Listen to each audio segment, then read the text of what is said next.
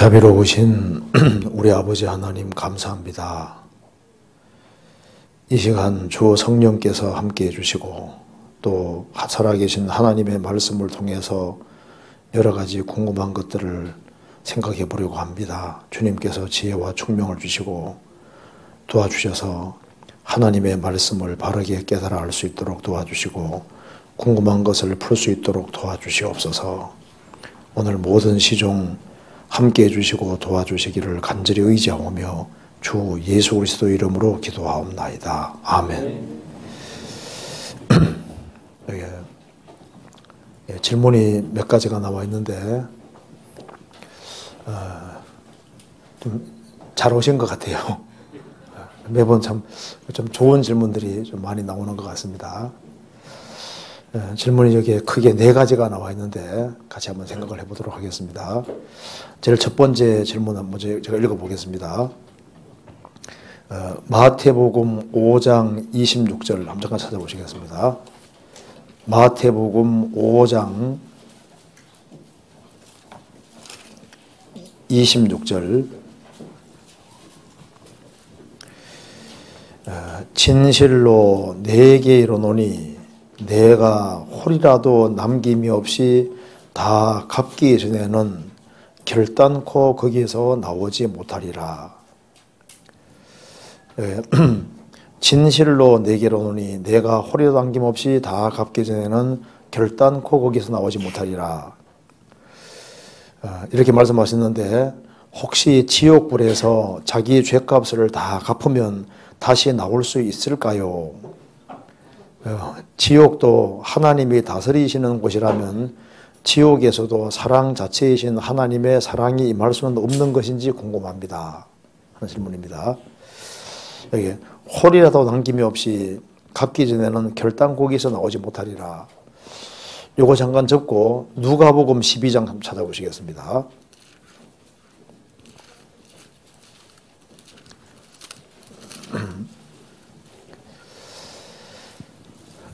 12장 58절입니다.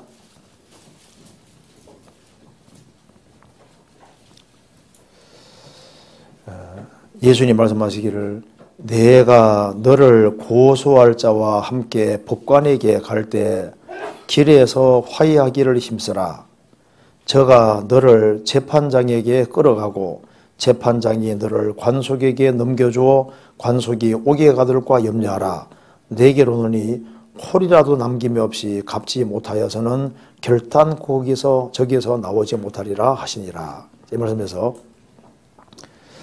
내가 너를 고소할 자와 함께 법관에게 갈 때 사실 너를 고소할 자가 사실은 양심이 고소할 자입니다. 유대인들에게는 율법이 고소할 자입니다. 그래서 너가 너를 고소할 자와 함께 법관에게 갈 때 그 최고의 법관은 하나님이십니다. 갈 때 길에서 인생길에서 화해하기를 힘쓰라. 저가 고소할 자가 너를 재판장에게 끌어가고 재판장이 너를 관속에게 넘겨줘 관속이 오게 가둘까 염려하라. 그래서 재판장에 가기 전에 빨리 문제를 해결하는 게 현명하다 그 말입니다. 그래서 내게로는 홀이라도 남김이 없이 갚지 아니하여서는 결단 거기서 나오지 못하리라. 그러니까 죄를 확실하게 해결하지 아니하면은 심판을 피할 수 없다는 것을 말씀하시는 겁니다. 그래서 여기에 다 갚으면은 죄값을 다 갚으면 나올 수 있다는 말이 아니냐. 마태복음 5장 다시 보면은 다 갚기 전에는 결단코기서 나오지 못하리라. 그 말은 죄를 확실하게 해결해야지 이제 지옥의 심판을 피할 수 있다는 말씀입니다. 그래서 이 구절을 가지고서 원래 연옥을 만들어낸 거예요. 원래 연옥이라는 것이 만들어진 것이 이 구절 때문입니다. 그래서 원래 연옥이라는 것이 있을지도 모른다 얘기한 사람은 아우구스티누스고 연옥이 이제 진짜 있다 이렇게 한 사람이 그레고리 1세입니다. 590년에 교황이 된 그 사람이 이제 마태복음 5장 26절에 근거해서 연옥이라는 것이 있다. 그래서 여기에 옥은 연옥이고, 그래서 연옥에서 고통을 다 치르고 나면은 이제 나올 수 있는 거다. 이렇게 이제 생각을 했는데, 물론 그건 아닙니다. 이게 지금 그 지옥불에 들어가는 것은 큰 죄로만 지옥불에 들어가는 것이 아니고 작은 죄로도 지옥불에 들어가게 되기 때문에 지옥불하고 지옥하고 연옥하고는 전혀 다른 겁니다. 연옥이라는 건 성경에 처음부터 없는 겁니다. 그래서 하나님은 사랑의 하나님이시기 때문에 죽음 건너가면 그 죄값을 다 치르면 나올 수 있느냐? 죄값을 치를 수가 없어요.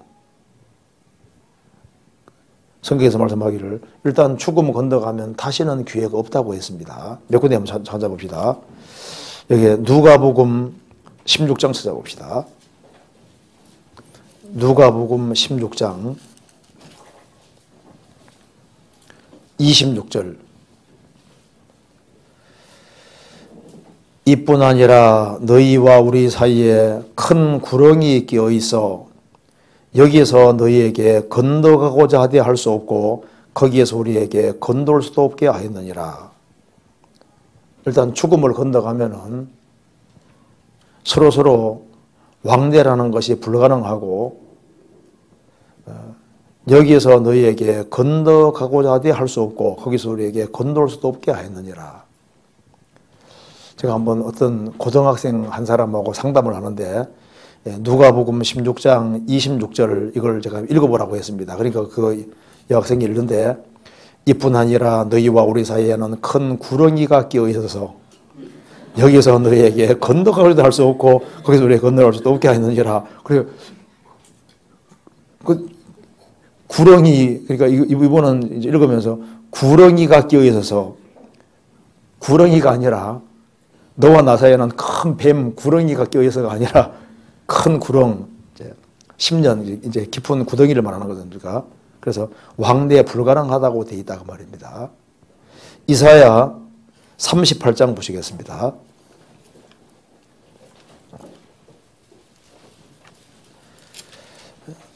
38장 18절을 같이 읽어보겠습니다. 18절 같이 읽겠습니다.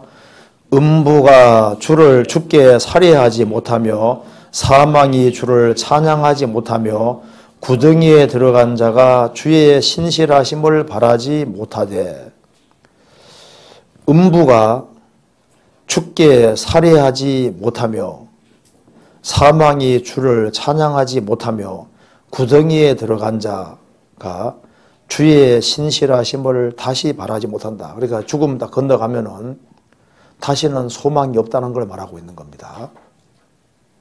성경 어디에도 두 번 다시 기회 준다는 그런 구절이 없습니다.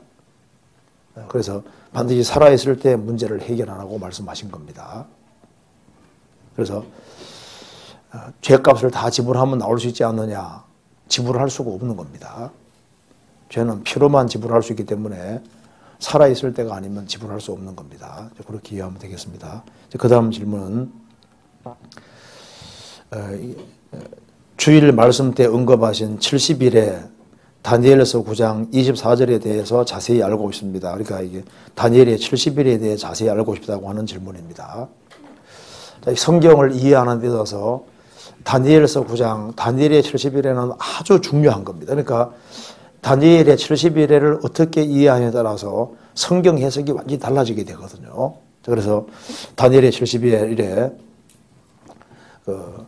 해리 아연사이어드는 다니엘서 9장은 역사상 가장 위대한 예언서다 이렇게 말도 했는데 정말 이 다니엘서 9장은 중요한 거라고 할 수 있습니다. 그리고 성경 전체의 예언을 정확히 하는 추출되는 아주 중요한 역할을 하는 것이 맞습니다. 다니엘서 9장을 한번 찾아봅시다. 다니엘서 9장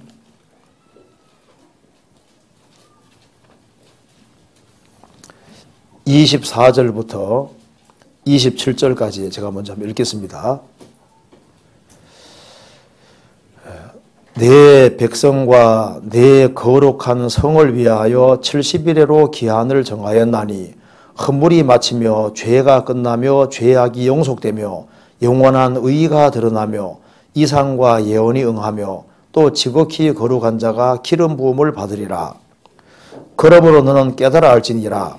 예루살렘을 충건하라는 영이 날 때부터 기름 부음을 받은 자 곧 왕이 일어나기까지 7일에와 60일에가 지날 것이요 그때 곤란한 동안에 성이 중건되어 거리와 해자가 이룰 것이며 62일의 후에 기름 부음 받은 자가 끊어져 없을 것이며 장차 한 왕의 백성이 와서 그 성읍과 송소를 해파하려니와 그의 종말은 홍수에 음몰된 같을 것이며 또 끝까지 전쟁이 있으리니 황폐할 것이 작정되었느니라.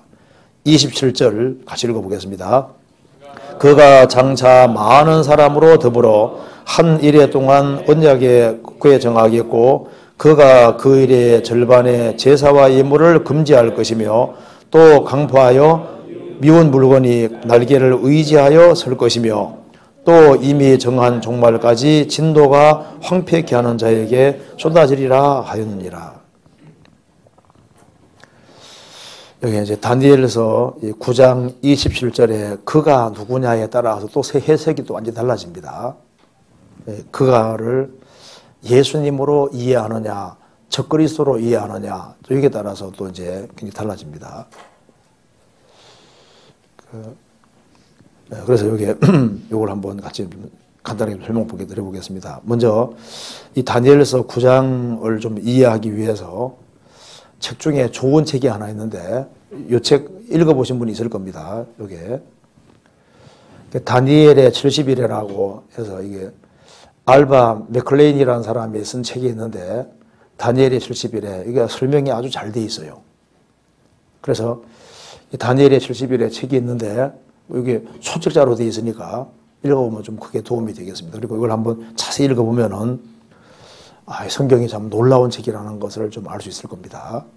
그래서 제가 이 책을 중심으로 제가 간단하게 좀 설명을 드려보겠습니다. 다니엘서 9장 24절에 내 백성과 내 거룩한 성을 위하여, 여기 내는 다니엘입니다. 다니엘 백성과 이스라엘 사람이죠.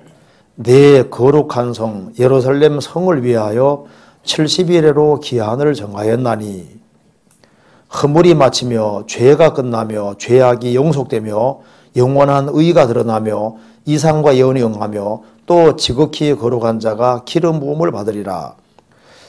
이스라엘 백성들을 위해서 70일에로 기한을 정했다고 했습니다. 근데 이게 1일에가 히브리 말로 샤부임인데 7이란 뜻입니다. 그래서 1이란 말이 히브리 말로 샤부임인데 이게 우리 말로는 1에 하면 7일이지 않습니까? 7일인데 히브리 말로는 이게 샤부임인데 샤부임은 문자 그대로 7이라는 뜻입니다. 그래서 이 단어가 쓰일 때 문맥에 따라서 7일로 쓸 때도 있고 7년으로 쓸 때도 있는데 문맥을 따를 수밖에 없습니다. 그래서 이 다니엘과 다니엘 백성과 예루살렘의 성을 위해서 70일에로 기한 정했다가 70일이니까 70에 7, 70에 7로 정했다. 70일에로 계산하면은 77에 49, 490이 되는 겁니다. 그래서 490으로 기한 정했다 했을 때 이게 490일일 수도 있고 490년일 수도 있습니다. 문맥에 따라서. 그런데 읽어보면은 490일은 될 수 없습니다. 그러니까 490년 1회가 여기서는 7년으로 쓰인 경우인 것이 확실합니다. 그래서 490으로 기한 정했다 그 뜻입니다. 그러면 여기에 70일으로 기한을 정했으면은 시작되는 시점이 있을 거 아니에요. 시작되는 시점은 25절에 그러므로 너는 깨달아 알지니라. 예루살렘을 중건하라는 영이 날 때부터 기름 부음을 받은 자 곧 왕이 일어나기까지 7일에와 60일에가 지날 것이요. 그러니까 예루살렘을 중건하라는 영이 날 때부터라고 했습니다. 이거 한번 보시면요. 예루살렘을 중건하라는 영이 날 때부터 7일에와 60일에가 지날 것이다. 그러니까 7일에와 60일에가 지난다 했는데 시작하는 시점은 예루살렘을 중건하라는 영이 날 때부터다 그 말입니다. 그러면 예루살렘을 중건하라는 영이 언제 났느냐 했을 때 고레서는 예루살렘 성전 지으라고 했던 겁니다. 여기는 예루살렘을 중건하라 그 말은 예루살렘 성을 중건하라 그 말입니다. 그럼 예루살렘 성은 언제 중건하라는 영이 났냐 하면은 성경에 딱 기록이 되죠. 잠깐 적고 찾아봅시다. 느헤미야 2장을 보시겠습니다. 느헤미야 2장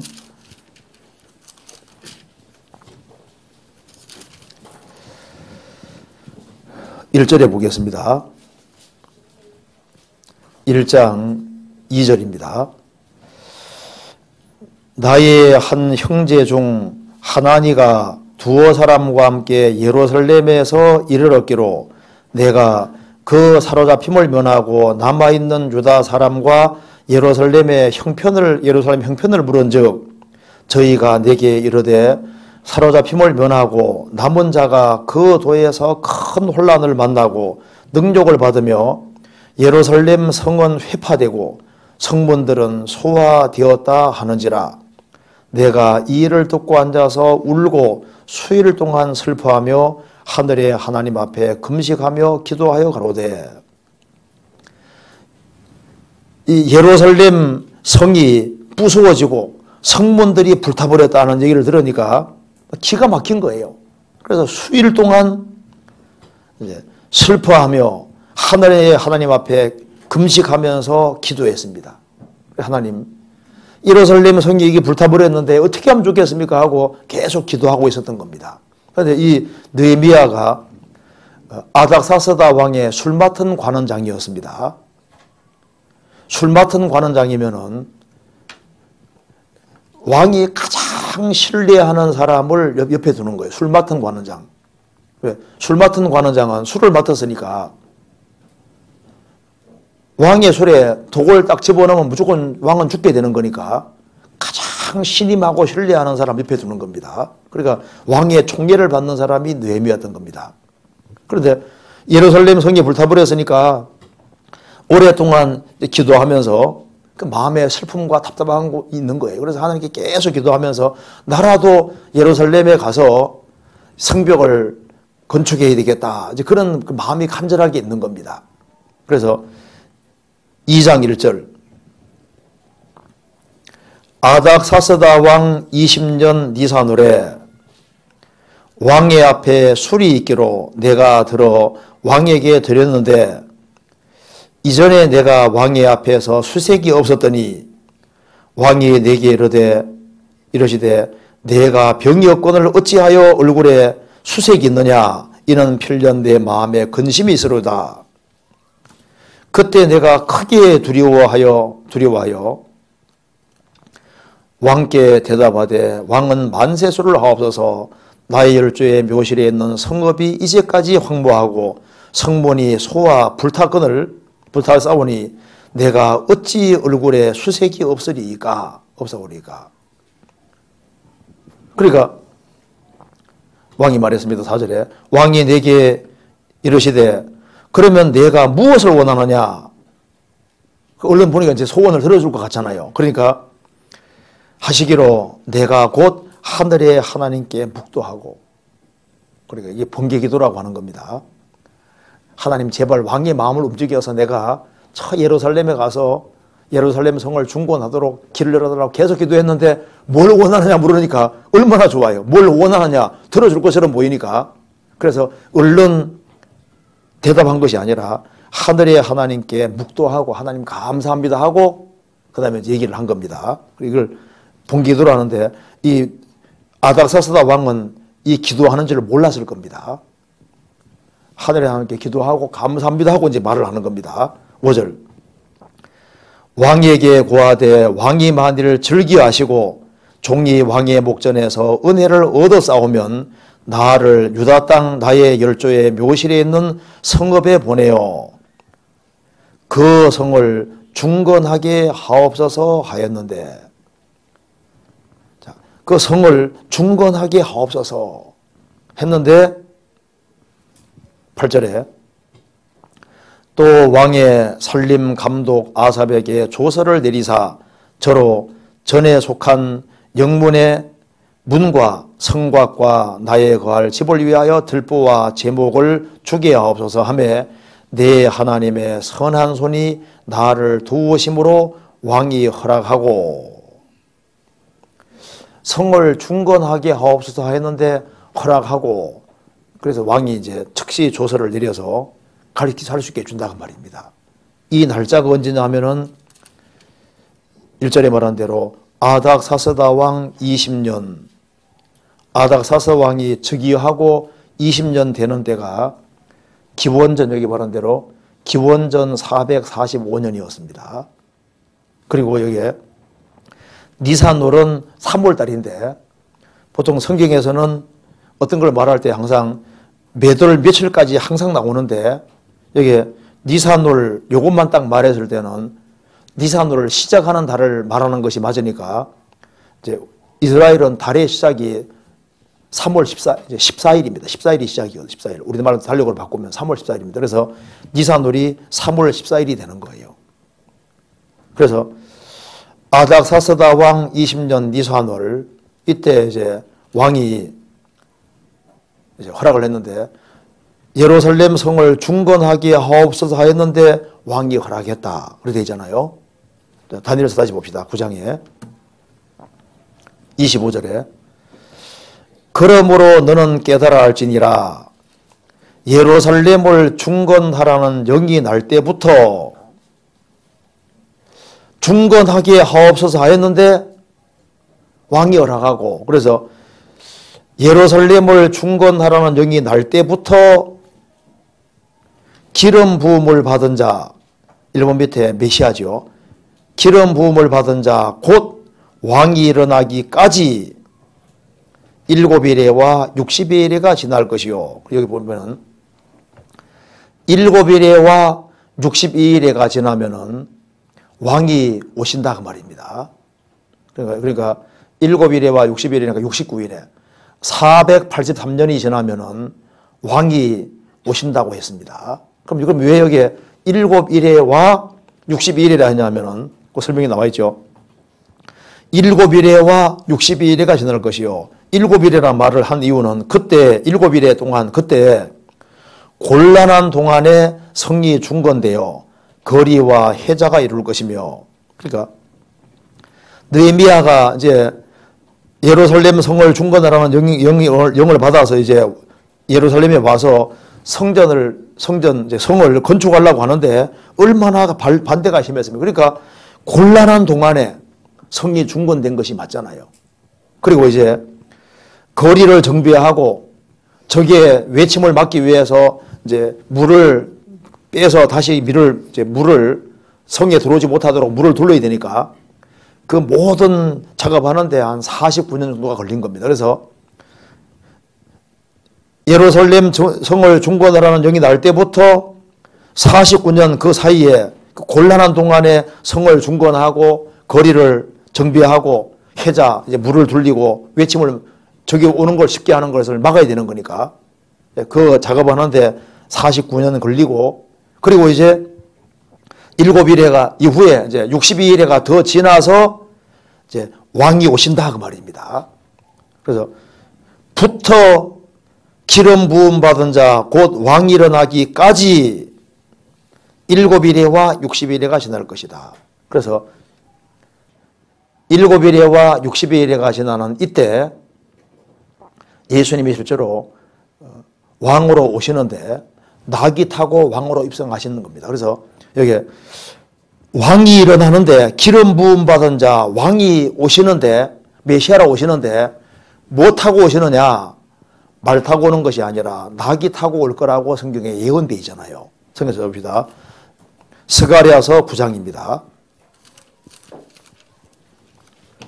9장 9절입니다.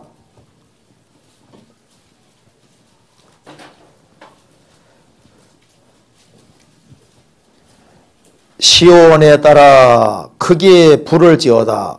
예루살렘에 따라 즐거이 불을 지어다. 보라 내 왕이 내게 임하나니 그는 공의로우며 구원을 베풀며 겸손하여서 나귀를 타나니 나귀의 작은 것 곧 나귀의 새끼니라.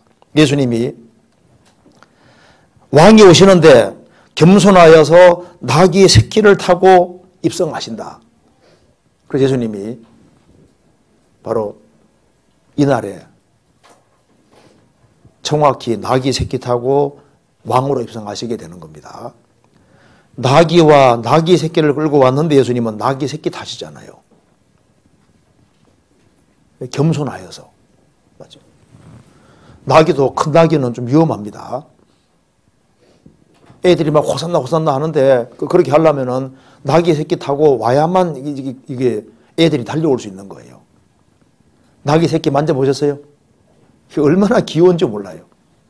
나귀 새끼 만져보면요, 나귀 새끼는 힘이 굉장히 셉니다. 나귀 새끼도 어른 하나 태우는 건 아주 쉽게 태울 수 있어요. 그렇게 아주 건장하고 힘이 셉니다. 그런데 나귀 새끼 타고 오니까 애들이 막 와서 호산나 호산나 할 수 있잖아요. 그 성경에서 말씀하기를 예수님이 나귀 타고 입성하는 이것은 하나님이 정하신 날이라고 성경에 이미 예언되어 있는 겁니다. 시편 118편 보시겠습니다. 118편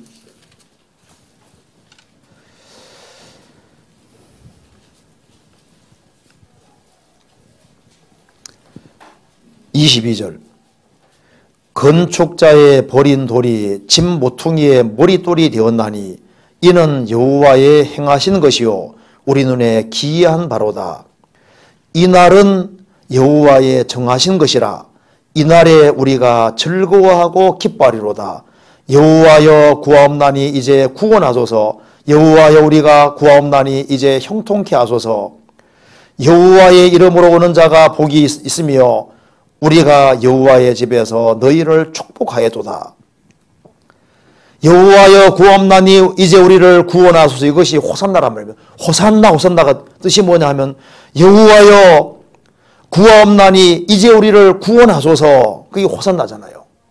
그래서 예수님이 나귀 타고 입성하실 때 애들이 막 호산나 호산나 하며 했는데 이날은 여호와의 정하신 것이라 이날에 기뻐하고 즐거워할 것이다. 여호와여 구하옵나니 이제 구원하소서. 여호와여 우리가 구하옵나니 이제 형통케 하소서. 여호와 이름으로 오는 자가 복이 있으면 예수님이 여호와 이름으로 왔잖아요. 그래서 성경에 신약에 설명을 하고 있습니다. 누가복음 19장 보시겠습니다.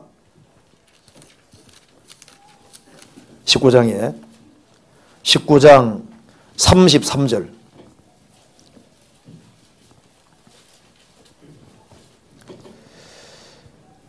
나귀 새끼를 풀 때 그 임자들이 이르되 어찌하여 나귀 새끼를 푸느냐 대답하되 주께서 쓰시겠다 하고 그것을 예수께로 끌고 와서 자기들의 겉옷을 나귀 새끼 위에 걸쳐놓고 예수를 태우니 가실 때 저희가 자기의 겉옷을 길에 펴더라.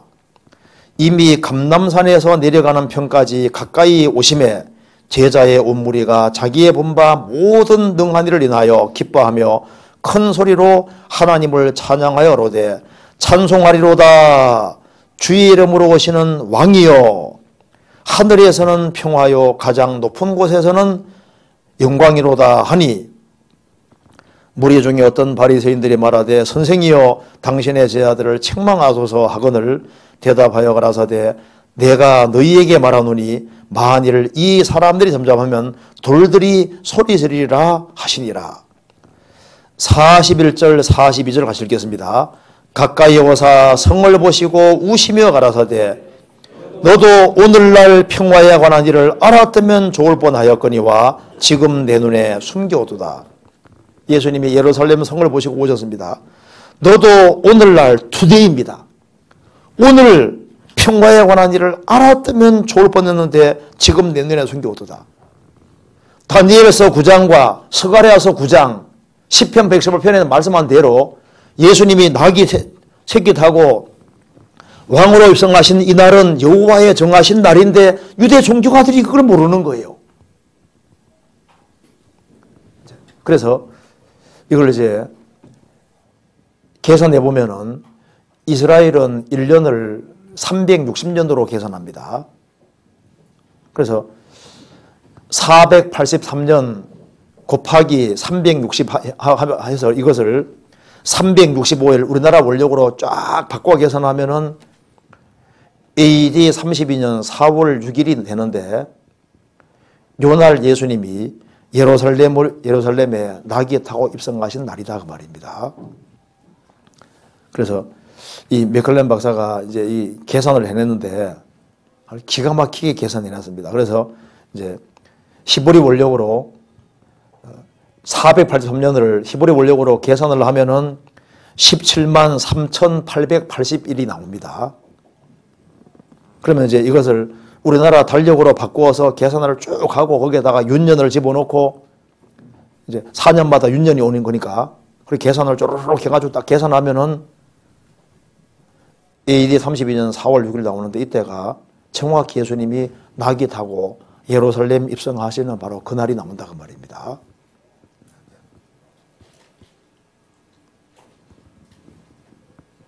근데 이 날은 여호와의 정하신 날이라고 했잖아요. 그죠? 이게 좀 보면 이게 좀 섬뜩한 얘기잖아요. 어떻게 날짜까지 이렇게 해가지고 탁 이렇게 나오냐 그 말입니다.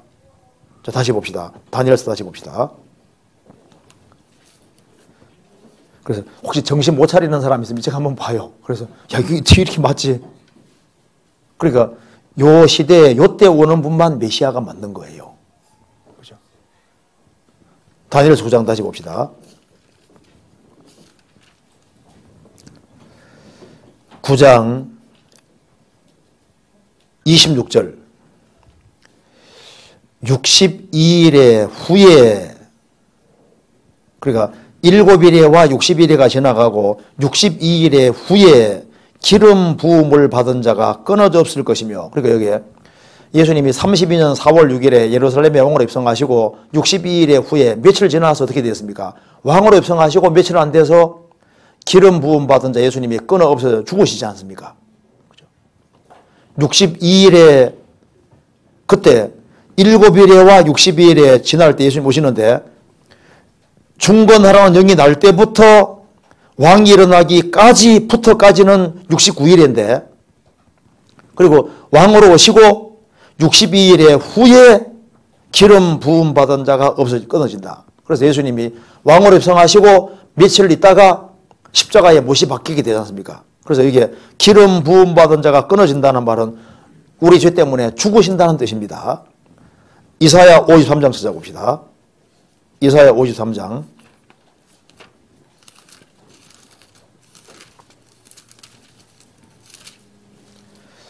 53장 7절입니다. 그가 곤족을 당하여 괴로울 때에도 그 입을 열지 아니하였으며 마치 소수장으로 끌려가는 어린 양과 털 깎는 자 앞에 잠잠한 양같이 그 입을 열지 아니하였도다. 그가 곤족과 신문당하고 끌려갔으니 그 다음에 읽겠습니다. 그 세대 중에 누가 생각하기를 그가 산자의 땅에서 끊어짐은 마땅히 형벌받을 내 백성의 허물을 인함이라 하였으리요.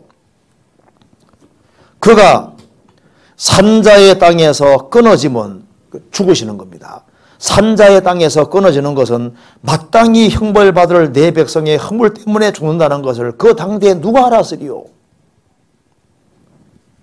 그래서 기름 부음 받은 자가 끊어 없어진다. 산자의 땅에서 끊어지는 죽는 겁니다. 진짜 죽으셨잖아요. 그래서 이스라엘 민족은 그리스도를 배척한 죄 때문에 무자비한 심판을 받게 되는 겁니다. 다니엘서 9장 다시 봅시다. 9장 26절 62일의 후에 기름 부음을 받은 자가 끊어져 없어질 것이며 이스라엘이 그리스도께서 오셨는데 배척하는 길을 택했습니다.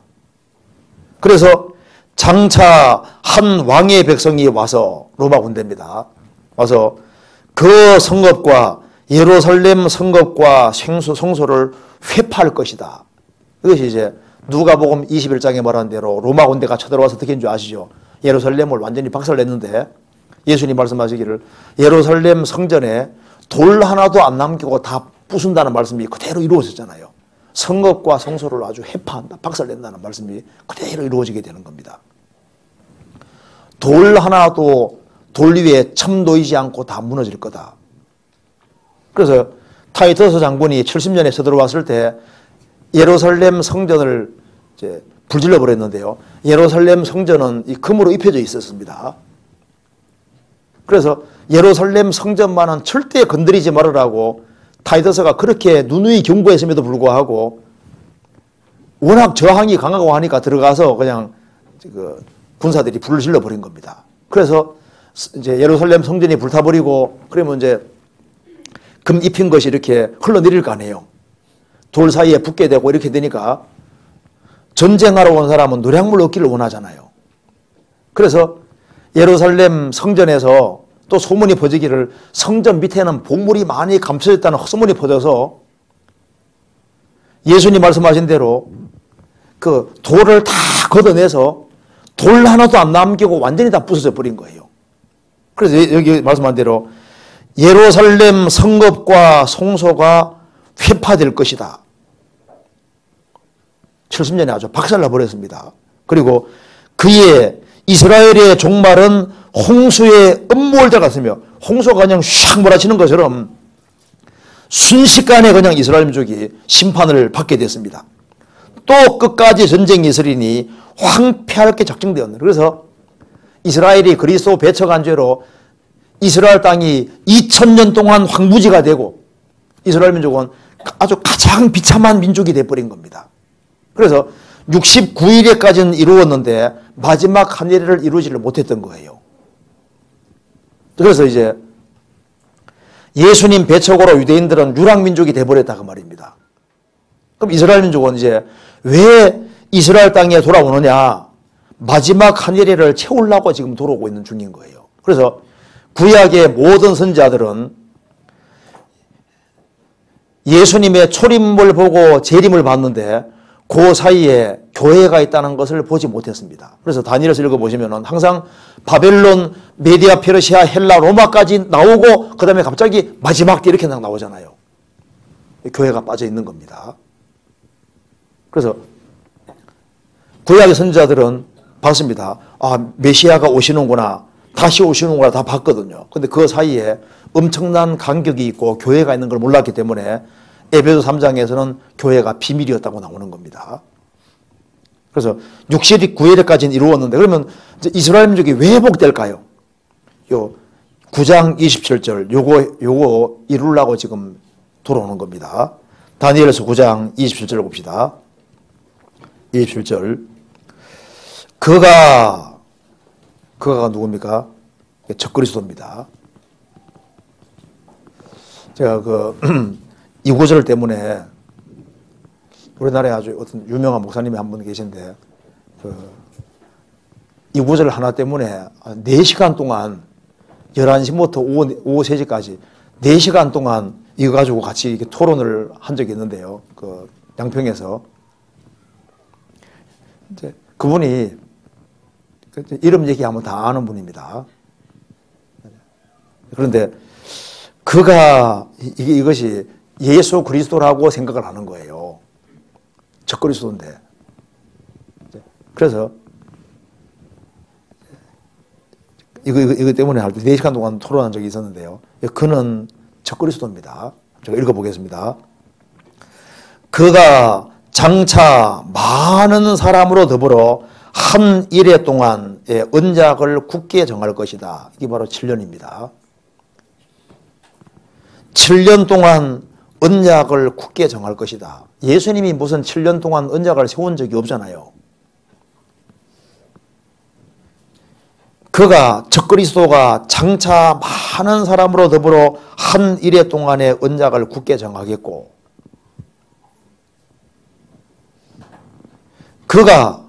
적그리스도 그 일해의 절반의 중반기입니다. 제사와 예물을 금지할 것이며 이걸 통해서 우리가 알 수 있는 것이 있습니다. 7년 혼란 중반기 전에 성전이 세워진다는 걸 알 수 있는 겁니다. 그래서 지금 세계적으로 성전 지어질 조짐이 보이지 않습니까? 이스라엘 민족이 준비 다 해놓은 거 아시죠? 성전 기구들 다 만들었죠. 의복 같은 거 다 만들고 레위인 훈련시키고 있고 이거저거 다 준비해놓고 돌까지 다 준비해 여차하면 그냥 세우려고 하고 있습니다. 그래서 성전이 세워지고 이스라엘 민족이 이제 7년 혼란, 7년에 중반기 때 적그리스도가 제사회의 물을 금지시킨다 그 말입니다. 금지시키고 중반기 때 제사의 물을 금지시킨다는 것은 중반기 전에 성전이 세워진다는 분명한 증거인 거예요. 그래서 7년 혼란 중반기 전에 성전이 세워지고 성전에서 제사의 물을 드리고 있는 상태인데 중반기 때 되면은 적그리스도가 제사의 물을 딱 금지시키고 또 강포하여 미운 물건이 날개를 의지했을 것이며 이 미운 물건이 요한계시록 13장에 말하는 바로 적그리스도 우상입니다. 이걸 좀 이해하기 위해서 그 뒤에 다니엘서 12장을 보시겠습니다. 12장 11절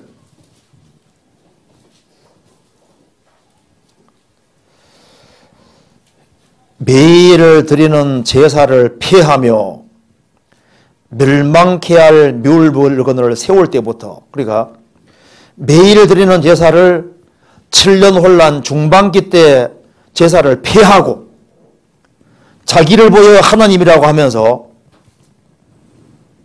거기다가 멸망케 할 미울 물건 우상을 세우는데 여기 이제 요한계시록 13장에 말하는 우상입니다. 그걸 딱 세우는 거예요. 그때부터 1290일을 지낼 것이요. 신약에는 주님께서 마가복음 13장에서 그 날들을 감했다는 말씀대로 1290일에서 1260일로 30일이 감해진 겁니다. 다니엘서 다시 봅시다. 27절 그가 적그리스도가 그 말입니다.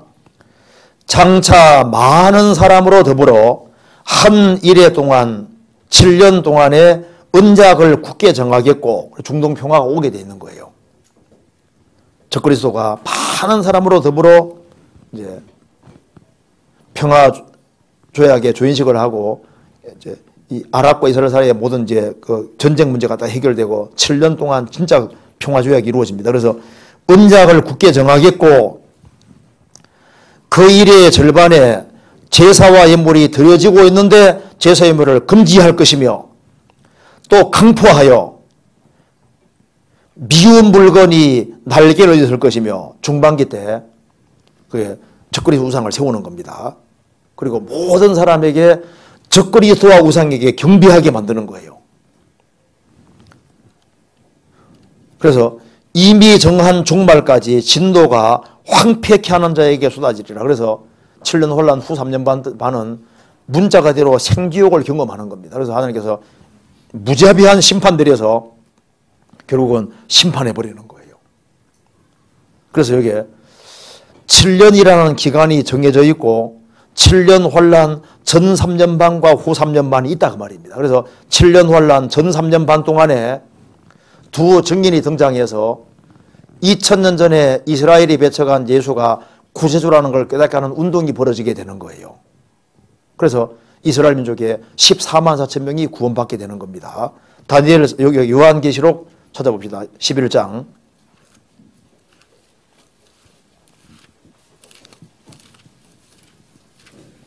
요한계시록 11장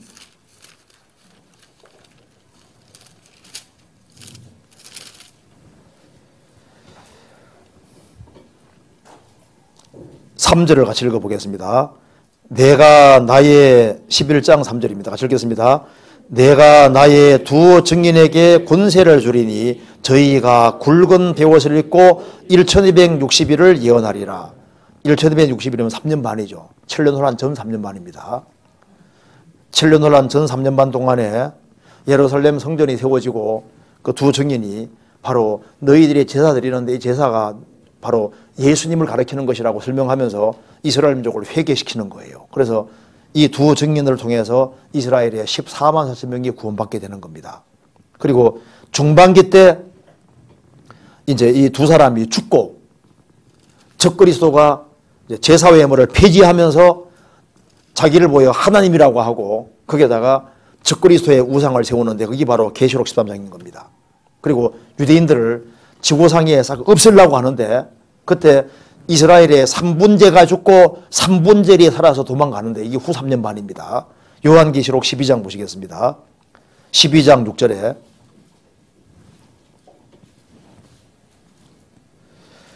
그 여자가 광야로 도망하며 거기에서 1460일 동안 저를 양육하기 위하여 하나님의 예비하신 곳이 있더라.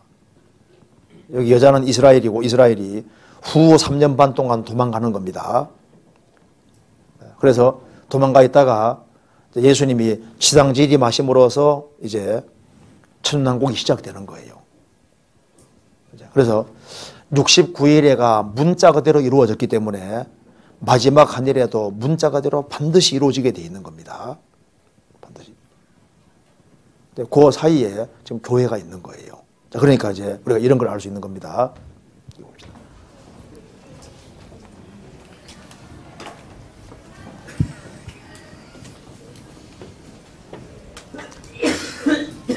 여기 이제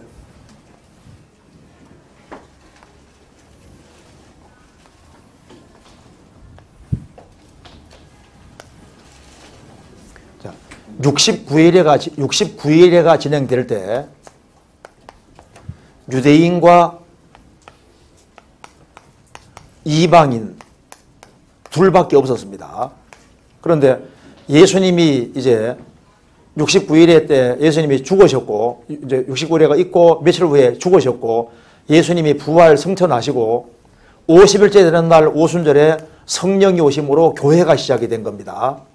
그래서 교회가 시작돼서 예루살렘과 온 유대와 사마리아 땅까지 복음이 전해지는 겁니다. 그러면 저게 69일회가 진행될 때는 교회가 없었잖아요. 그러니까 이제 마지막 한 일회가 있는데 유대인들은 예수님 배척한 죄로 전 세계 유랑민족이 됐다가 지금 우리 시대에 이스라엘 민족이 다시 회복되고 있습니다. 회복되고 있고 이제 성전 지을 준비 같은 거 다 해놨지 않습니까? 그래서 이제 마지막 한 일회가 지금 남아있는데 한 일회가 남아있습니다. 7년이 남아있는데 이때 누가 있냐 하면은 유대인과 이방인 두 줄기만 딱 있는 거예요. 이건 비밀이니까. 교회는 비밀이었습니다. 그러니까 지금은 줄기가 몇 개 있습니까? 줄기가 지금 3개 있지 않습니까? 교회까지. 근데 69일에 다니엘과 백성을 위해서 70일으로 기한 정했으니까 원래 70일에는 누굴 위해 있는 겁니까? 이스라엘을 위해 있는 거예요. 교회하고는 전혀 관계가 없는 겁니다. 그러니까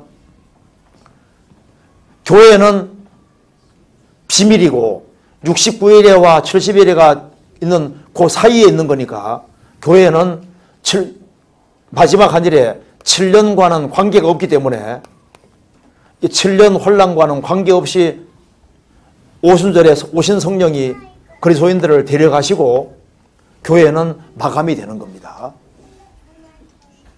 그러니까 7년 혼란과 교회에는 관계가 있습니까? 없습니까? 처음부터 관계가 없는 거예요. 그래서 7년 혼란이 이제 교회와 관계가 있다고 생각하는 것은 그거는 성경을 전혀 모르고 하는 소리입니다. 전혀 관계가 없는 거예요. 그래서 교회가 완성되면 어느 날 갑자기 우리는 저 위에 있게 되는 겁니다. 그리고 이제 마지막 한 일회가 진행이 되는 거예요. 다니엘서 9장 다시 봅시다. 그래서 여기에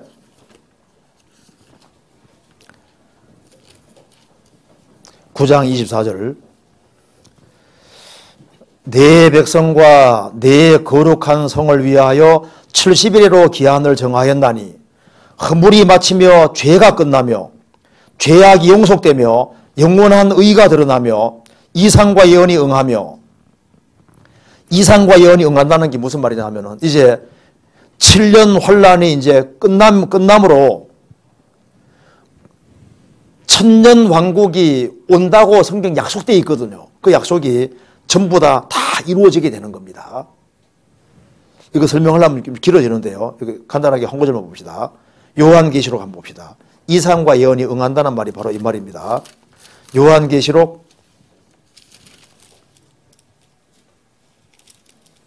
10장 15절을 한번 봅시다. 15절에 10장 15절에 11장 15절 10장이 아니라 11장 15절 여기 먼저 10장 7절부터 먼저 봅시다. 여기 나와 있네요. 한번 같이 읽어봅시다. 일곱째 천사가 소리를 내는 날 그 나팔을 불게 될 때에 하나님의 비밀이 그 종 선자들에게 전한 복음과 같이 이루리라. 무슨 말이냐면은 일곱 인의 심판이 있고 일곱 나팔의 심판이 있고 일곱째 천사가 소리를 내는 날 그 나팔을 불게 될 때 일곱 인이 떨어지면서 7년 동안은 끝납니다.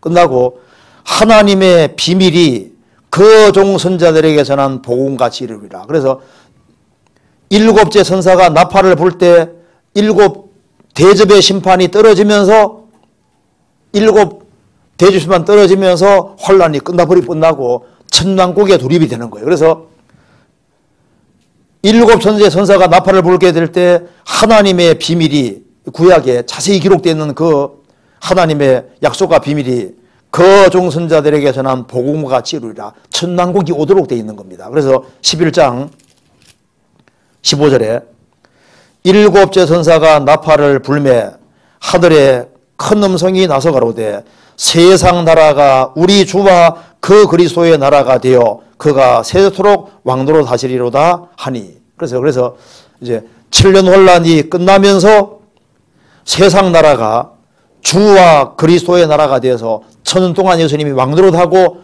영원한 왕이 되시는 겁니다. 그래서 이게 다니엘서 9장 24절에 나와 있는 예언과 이상이 응한다는 말이 그 말입니다. 그래서 7년 혼란이 끝나면서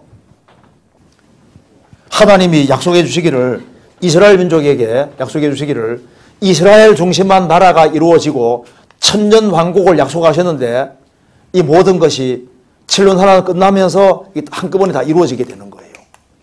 어쨌든 간에 지금 우리는 69일에가 다 이루어진 것을 우리가 봤고 그리스도께서 진짜 죽으셨고 유대인들은 성경 다니엘에서 말한 대로 흩어졌고 우리 시대는 놀랍게도 지금 회복이 됐고 지금 성전질 준비를 다 해야 돼서 지금 우리가 환란 직전에 살고 있고 주님이 오시는 들림 받는 일은 언제든지 있을 수 있는 겁니다. 그리고 이제 환란 속에 환란이 있는데 우리는 환란 바로 직전에 살고 있는 것이 확실한 거예요. 반드시 성경대로 됩니다. 자, 그래서 이건 여기까지 얘기하고 이제 그 다음 질문으로 넘어갑시다. 여기에. 그 다음 질문 내용이 제가 읽어보겠습니다. 다니엘서 넘어가도 되겠죠? 요거 얘기합시다. 그 다음에 넘어갑시다. 잠언 1장 20절 이하에 보면 한번 찾아봅시다. 잠언 1장 20절.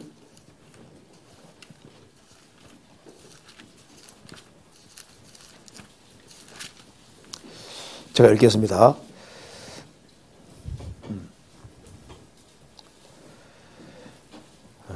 25절부터 제가 읽겠습니다. 25절부터. 도리어 나의 모든 교훈을 멸시하며 나의 책망을 받지 아니하였은즉 너희가 재앙을 만날 때에 내가 웃을 것이며 너희에게 두려움이 임할 때에 내가 비웃으리라. 너희의 두려움이 광풍같이 임하겠고 너희의 재앙이 폭풍같이 이르겠고 너희에게 근심과 슬픔이 임하리니 그때 너희가 나를 부르리라. 그래도 내가 대답지 아니하겠고 부지런히 나를 찾으리라. 그래도 나를 만나지 못하리니 대저 너희가 지식을 미워하며 여호와 경외하기를 즐거워하지 아니하며 나의 교훈을 받지 아니하고 나의 모든 책망을 없인 적이었음이니라. 이 말씀에서 하나님이 우리를 부르시고 계시는데 사람들이 응답하지도 않고 않고 책망도 듣지 않았다고 말씀하고 계십니다. 그래서 하나님께서 그들에게 재앙을 내리시는데 그 재앙 때 부러지져도 이제 하나님은 부러짐을 듣지 않으시고 찾아도 만나주지 않는다고 하십니다. 모든 사람, 하나님 모든 사람이 하나님께 돌아오기를 바란다고 하셨는데 왜 나중이라도 돌아오려 하는 자들을 만나주지 않으신다고 하는지 이해가 되지 않습니다.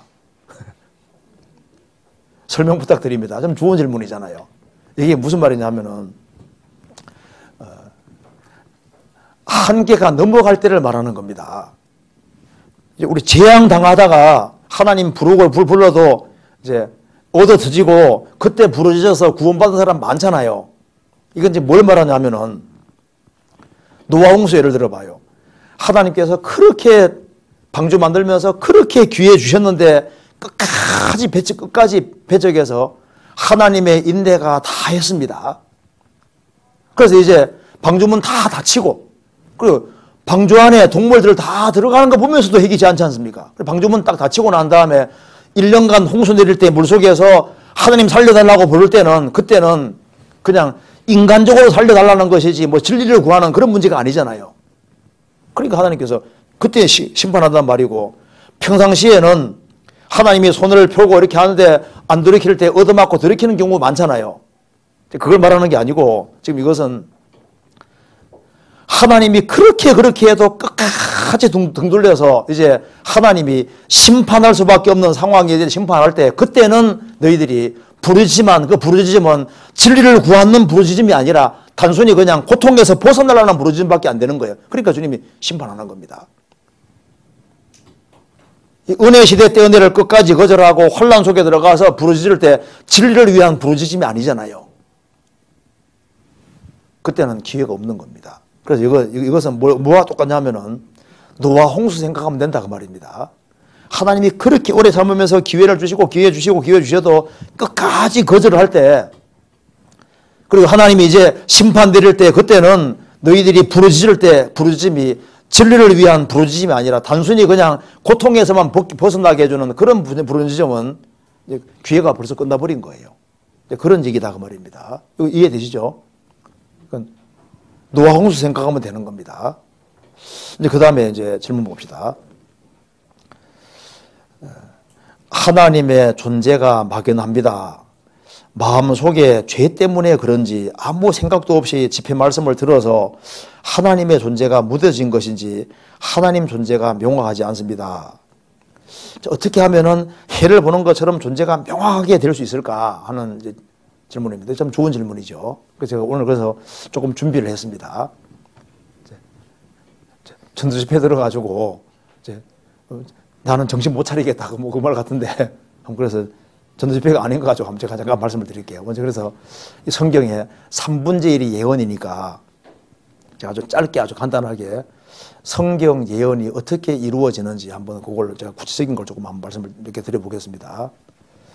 그래서 이제 개인에 대한 예언, 도시에 대한 예언, 나라에 대한 예언들 중에서 몇 가지 한번 제가 좀 간단하게 말씀을 좀 드려보고 확인해 봅시다. 우리가 잘 아는 대로 개인에 대한 예언 중에 가장 대표적인 것은 예수님이라는 걸 알고 있지 않습니까? 제가 이건 집회 때도 보여드렸는데 한번 잠깐 보도록 합시다. 성경의 3분의 1이 예언인데 예수님의 초림에 대한 예언만 해도 320가지 이상이 됩니다.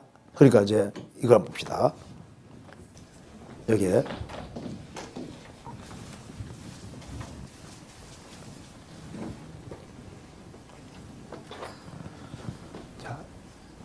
예수님 오시기 1500년 전부터 성경 기록되기 시작해서 예수님 오시기 400년 전까지 성경이 기록되었습니다. 이게 구약입니다. 구약 성경이 기록되고 그리고 이제 예수님이 오시기 250년 전에 히브리어로 되어 있는 이 성경이 헬라 말로 번역이 됐습니다. 이걸 이제 septuagint라고 하는데 그래서 예수님이 오실 때는 이스라엘 민족이 로마 전역에서 살았기 때문에 유대인들이 있는 회당마다 히브리어 헬라 성경이 카피되어 가지고 있었던 겁니다. 그래서 예수님은 이제 히브리어와 헬라로 되어 있는 구약 성경이 로마 시대에 많이 있는 그 상태로 예수님이 오셔서 이제 33년 생애를 사셨는데 구약 성경에 예수님의 초림에 대한 예언만 해도 320가지에서 보통 한 350가지가 된다고 합니다. 그런데 이것이 33년 생애 속에서 문자 그대로 다 이루어졌다 그 말입니다. 그래서 이걸 가지고 infallible proof를 하는데 어느 누구도 절대 부정 불가능한 확실한 증거가 바로 구약 성경대로 오셔서 예수님이 죽으시고 부활하신 이것은 어느 누구도 논박할 수 없는 절대적인 증거라고 되어 있는 거예요. 320가지, 350가지가 어떻게 생애 속에 다 이루어질 수 있겠습니까? 근데 그게 실제로 이루어졌거든요. 그래서 이거 한번 봅시다. 그래서 이걸 아주 쉽게 피터 스토너라는 수학자가 예수님에 대한 구약의 예언 320가지 중에서 무작위로 8가지를 뽑아내서 확률 조사를 컴퓨터로 해본 겁니다. 확률 조사를. 그래서 이제 예수님이 탄생하시는데 이제 이스라엘 땅에서 베들레헴에 오신다. 베들레헴도 두 곳이거든요. 근데 에보라다 베들레헴에 오신다. 딱 그렇게 말씀했잖아요. 그러면 이스라엘에 도시가 아주 많이 있는데 그 중에 하나니까 그 많은 도시분의 1이 되지 않습니까? 그리고 베들레헴은 촌동네거든요. 그리고 예수님이 이제 죽으시는데 사형 방법이 많이 있는데 예수님 모시기 천년의 다윗에서는 예수님은 양손 양발에 못이 박혀 죽는다고 시편 22편에 말했는데 그 당시에는 예수님 모시기 천년 전에는 십자가 형벌이 아예 없었습니다. 그러면 이제 형벌을 받는 방법이 아주 많이 있는데 그 방법 중에서 꼭 양손 양발에 못이 박혀 죽는 그 형벌로 죽는다고 돼 있으니까 이건 상상해서 죽는 방법을 많이 생각해내야 될 거 아니에요. 십자가 형벌은 스파르타쿠스 반란이 일어났을 때 그러니까 예수님 모시기 대략 한 300년 정도 전에 처음으로 만들어진 거예요. 십자가 형벌이. 그전에는 없었습니다. 형벌이. 그러니까 이런 식으로 이제 대충 이제 8개 무적에 뽑아가지고 이제 확률 조사해 보니까 그 확률은 10의 17성분의 1이었다 그 말입니다. 그럼 10의 17성분의 1은 은하 동전으로 예를 들면은 10의 17성이면은 미국 텍사스주를 60cm 두께로 덮는 양인데 미국의 텍사스 주가 얼마나 크냐 하면은 여기 미국 텍사스 주인데 한반도를 여기에 놓고 생각하면은 한반도 남한의 7배 크기입니다. 남한의 7배에다가 60cm 두께로 동전을 한번 깔았다고 생각해 봐요. 얼마나 많으냐고. 그 정도 숫자가 10의 17성이다 말입니다. 거기에다가 색칠 하나 딱 해놓고 난 다음에 눈 딱 감고 막 돌려놓고 하나 딱 뺐을 때 맞을 확률인 거예요. 이것도 불가능한데 그렇다면 여기에 320가지 중에서 48개를 무작위로 뽑아내서 계산해 보니까 우연히 이룰 확률은 10의 157성분의 1이었다 그 말입니다.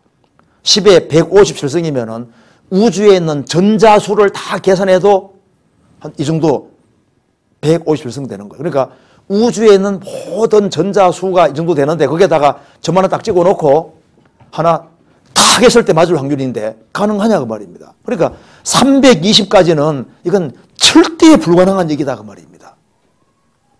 그러니까 이거는 누가 인위적으로 320가지 예언을 생애 속에서 끼 맞출 수가 없는 거예요. 이건 전지전능하신 분이 아니면 이건 불가능하게 돼 있는 겁니다. 그래서 모든 사람이 믿을 만한 증거라고 성경에 말하고 있는 겁니다. 또 한 군데 찾아봅시다. 에스겔 26장. 두로 도시에 대해서 들어보는 분도 많이 있을 텐데 한번 찾아봅시다. 에스겔 26장. 이건 좀 비디오도 좀 보여드리겠습니다. 에스겔 26장 1절. 제11년 어느 달 초1일에 여호와의 말씀이 내게 임하여 가라사대 인자야 두로가 예루살렘을 쳐서 이르기를 아하 좋다 만민의 문이 깨어져서 내게로 돌아왔도다. 그가 황무하였으니 내가 충만함을 얻으리라 하여도다. 그러므로 나 주 여호와가 말하노라. 두로야 내가 너를 대적하여 바다가 그 파도로 흉룡향같이 열국으로 와서 너를 치게 하리니. 기원전 586년에 예루살렘이 망하니까 두로 사람들이 막 입이 너무 찢어지고 너무 좋아하는 거예요. 예루살렘 망했으니까 잘됐다 하고 두로 사람들이 너무너무 좋아하는 겁니다. 그래서 하나님께서 두로를 예언 속에 집어넣으신 겁니다. 이거 한번 봅시다. 여기에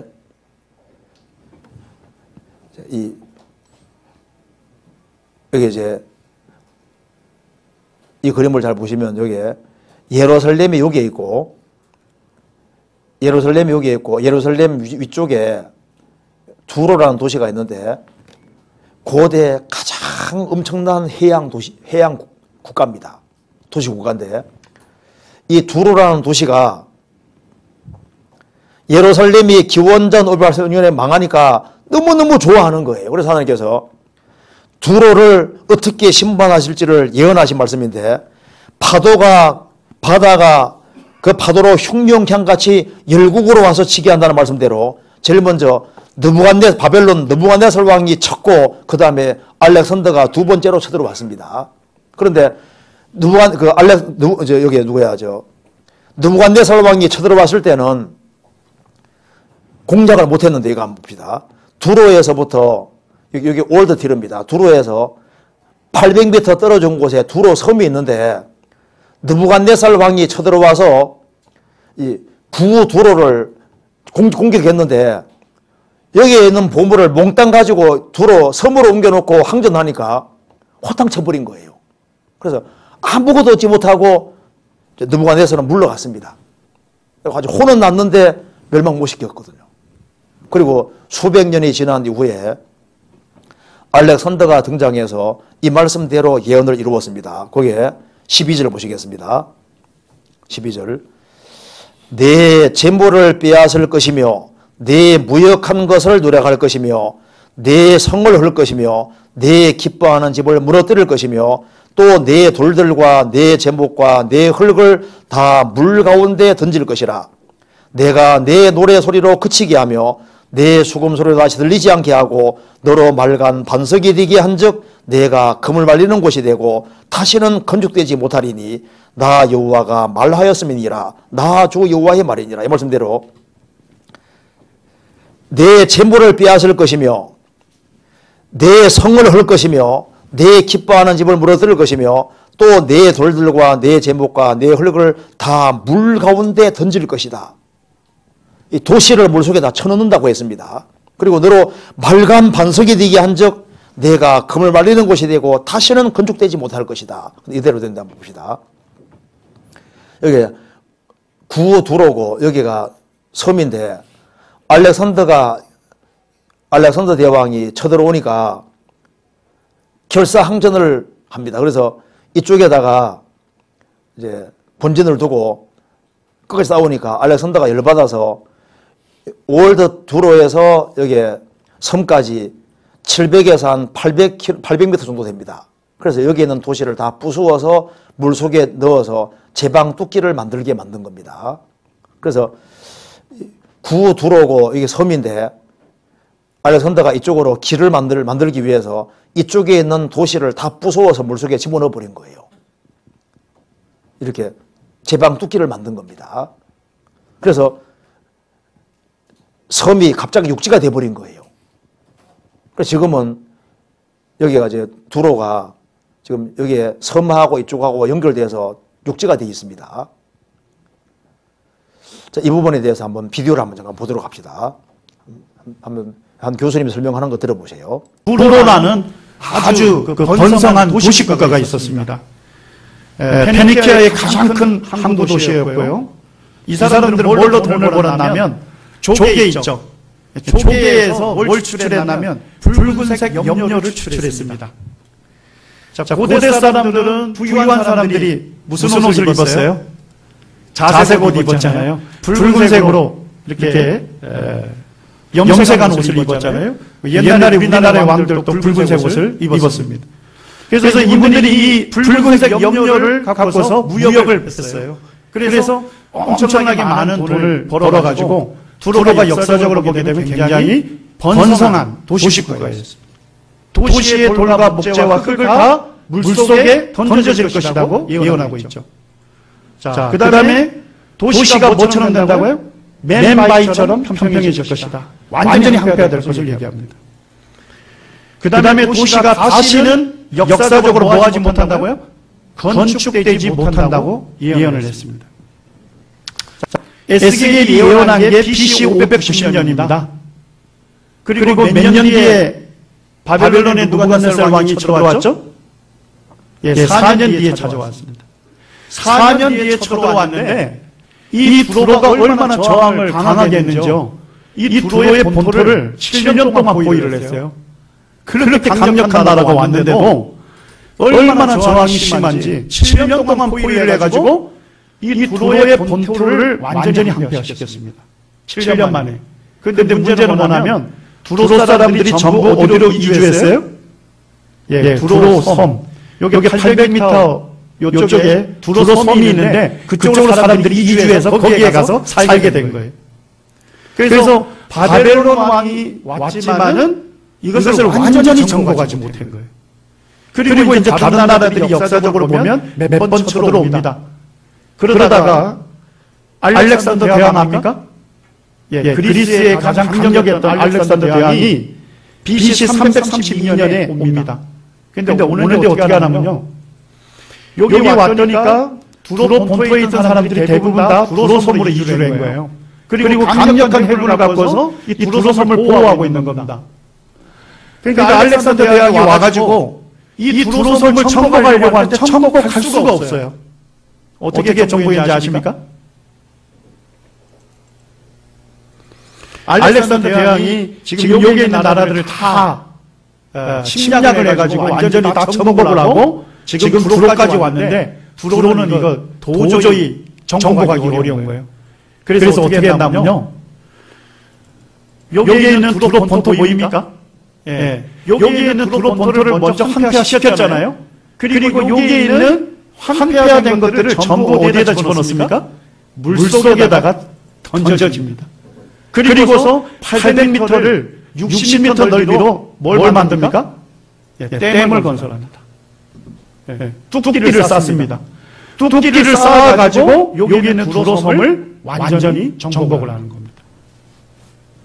자, 성경의 예언이 문자적으로 성취됐습니까? 안 됐습니까? 오늘은 바벨론 왕 느부갓네살의 오랜 포위 공격으로 이겨내는데 성공했다. 그 다음에 이제 다른 나라들이 쳐들어왔어요. 그 다음에 마지막에 보게 되면 마게도니아 정복자 알렉산더 대왕의 침략과 두로의 저항은 역사적으로 유명하다. BC 332년 알렉산더는 섬에 접근하기 위해 본토에 있는 도시를 완전히 짓밟아버리고 그 잔의 전물을 어디에 쏟아부었습니까? 바닷물 속에 쏟아부었다. 잔해가 너무 많아서 넓이가 60m 너비의 뚝끼를 건설하면서 7개월 포위 공격을 한 끝에 두로를 점령했다. 두로가 점령된 다음 1만 명의 주민이 처형됐고 3만 명의 노예가 팔렸고 알렉산더가 건설한 뚝끼는 무너지지 않고 남아있어서 두로가 위치한 섬을 뭐로 만들었다고요? 반도로 만들어놨습니다. 이게 지금 역사적으로 알렉산더 대왕이 건설했던 뚝끼리예요. 뚝끼리인데 이게 이제 두로 섬입니다. 근데 이 뚝끼리를 이제 지금 반도로 만들어가지고 지금 이쪽에 반도가 돼버린 거죠. 섬이 이제 반도가 됐다는 것을 보여주고 있고요. 역사가들의 기록에 보게 되면 두로왕은 오늘날 낚시배들의 천국과 금을 치는 곳이 되어버렸다.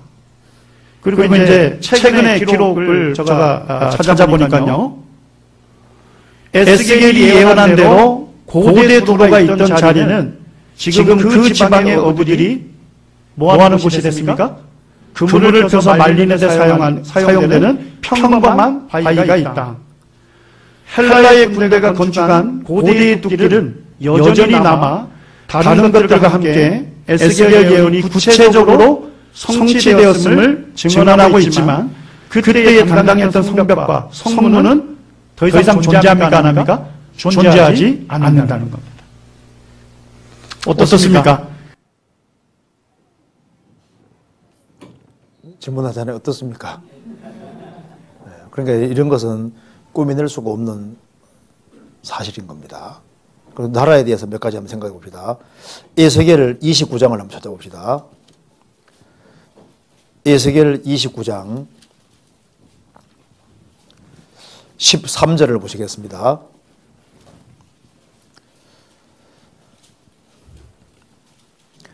나 주 여호와가 말하노라. 40년 끝에 내가 만민 중에 흩은 애굽 사람들을 다시 모아내되 애굽에 사로잡힌 자들을 들이켜 바드로스 땅 곧 그 고토로 돌아가게 할 것이라. 그들이 거기에서 미약한 나라가 되되 나라 중에 지극히 미약한 나라가 되어 다시는 열국 위에 스스로 높이지 못하리니 내가 그들을 감하여 다시는 열국을 다스리지 못하게 할 것임이니라. 그들이 다시는 이스라엘 족속의 의뢰가 되지 못할 것이요 이스라엘 족속은 돌이켜 그들을 바라보지 아니하므로 그 죄악이 기억나게 되지 아니하리니 그들이 나를 주 여호와인 줄 알리라 하셨다 하라. 세계사 교과서를 딱 펼치면 첫 번째 나오는 게 어딘지 아시죠? 에집트입니다. 그러니까 세계사 교과서에 등장하는 아주 가장 당당한 나라가 애굽인데 이 에집트라는 나라가 나일강을 끼고 있으니까 에집트는 하늘의 비를 의지하지 않고도 잘 살 수 있는 나라입니다. 그래서 대대로 아주 가장 강력한 제국을 이루고 있었던 것이 바로 에집트인데 에집트가 이제 어떻게 시험받았냐면은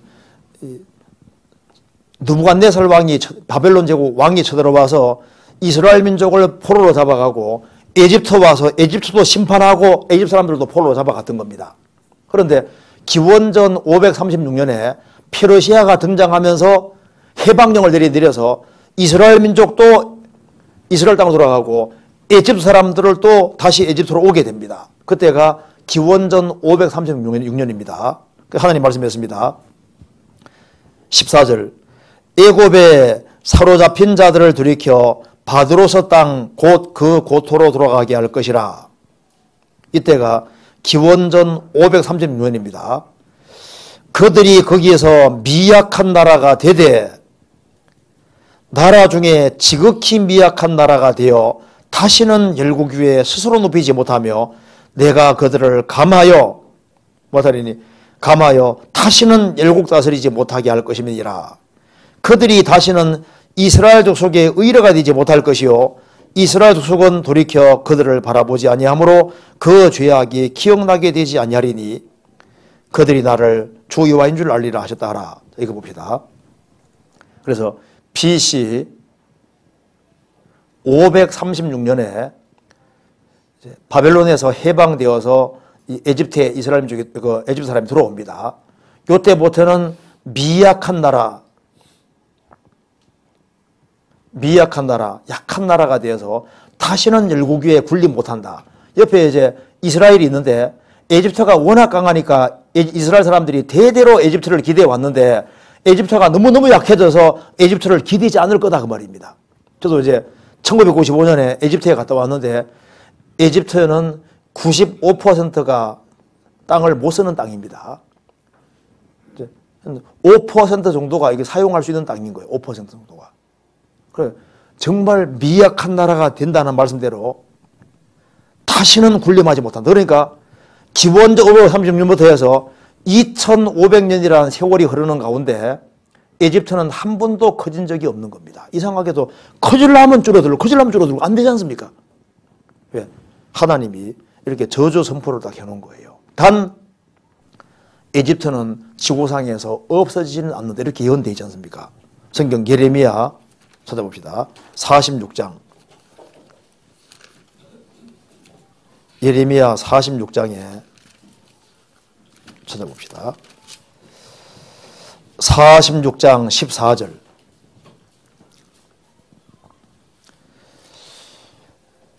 너희는 애굽에 선포하며 믹돌과 놉과 다바네스에 선포하여 말하기를 너희는 굳게 서서 예비하라. 내 사방이 칼에 삼켜웠느니라. 애굽에 대한 예언입니다. 26절 같이 읽겠습니다. 내가 그들의 생명을 찾는 자의 손 곧 바벨론 왕 느부갓네살의 손과 그 신하들의 손에 붙이리라. 그럴지라도 그 후에는 그 땅은 여전히 사람 살 곳이 되리라. 여호와의 말이니라. 자, 그러니까 에집트는 미약하게 되되 어떻게 된다고요? 여전히 사람 살 땅이 된다. 근데 이 에집트는 참 신기한 것이요. 약해져도 없어지진 않아. 그렇죠. 외침받고 어떻게 해도 나라가 없어지지 않습니다. 여기 여전히 그 땅은 사람 살 곳이 된다. 에집트 여전히 사람 살 곳이 되어 있고 나라가 계속 있지 않습니까? 성경대로 되는 겁니다. 그리고 이제 이 역사 속에서 아주 엄청난 대제국이죠. 그게 바로 아시리아 대제국입니다. 이거 한번 봅시다. 이제 히스기야 왕 당시에 이스라엘을 쳐들어온 왕이 바로 아시리아의 산헤립 왕입니다. 그런데 이 산헤립은 주변 나라 막 침공해서 엄청난 공을 세운 걸 기록했는데 이스라엘에 대해서는 쳐들어왔다는 기록만 있고, 그때 쳐들어와서 천사가 개입해서 18만 5천 명이 죽었는데 그건 기록 안 해놨습니다. 그런데 여기 한번 봅시다. 여기에 이제 티그리스 강을 끼고 있는 나라가 바로 여기 이제 아시리아라는 나라입니다. 아시리아의 수도가 니느웨인데 여기 보시면은 티그리스 강이 있고 티그리스 강을 끼고 여기 도시가 건설되어 있었던 겁니다. 그리고 이쪽으로 코세르 강이라는데요. 코세르 강이 이렇게 흐르고 있었던 겁니다. 이렇게. 강이 이렇게 흐르고 있었고, 그래서 이 니느웨 도시가 아주 엄청난 아시리아의 엄청난 도시였습니다. 그래서 이 니느웨에 전도하러 간 사람이 누군지 아시죠? 누구? 요나. 요나가 전도하러 간 것이 아시리아 수도 니느웨입니다. 그래서 요나의 전도를 받고서 니느웨 사람들이 일시적으로 회개했다가 다시 완전히 타락해서 악의 극을 달리니까 하나님께서 나홈 선지자를 보내서 어떻게 아시리아가 멸망할 것을 예언했는데 성경 말씀대로 망했던 겁니다. 나홈서 한번 찾아봅시다. 나홈서 1장